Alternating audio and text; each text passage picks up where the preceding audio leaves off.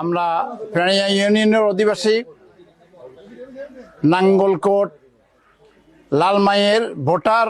আমরা আমাদের এলাকায় জনাব মোহাম্মদ ইয়াসিন আরাফাত সাহেবকে দাঁড়িপাল্লা মার্কা ভোট দিয়ে জয়যুক্ত করে আমরা একটা সমৃদ্ধশালী বাংলাদেশ গড়ব, রাষ্ট্র গড়ব। আমরা আশা করি ওনাকে যদি আমরা নির্বাচিত করি, এ এলাকায় কোনো ঘুষ, সুদ, চাঁদাবাজ, টেন্ডারবাজ এবং মাদক বিক্রেতা কোনো কেউ থাকবে না। আমরা আমাদের ভবিষ্যৎ প্রজন্মকে ইসলামের দিকে আনার জন্য আমরা সবাই ঐক্যবদ্ধভাবে আগামী 12ই ফেব্রুয়ারি জনাব মাওলানা ইয়াসিন আরাফাতকে দাঁড়িপাল্লা মার্কায় ভোট দিয়ে জয়যুক্ত করে জয়ের মিছিল করব ইনশাআল্লাহ।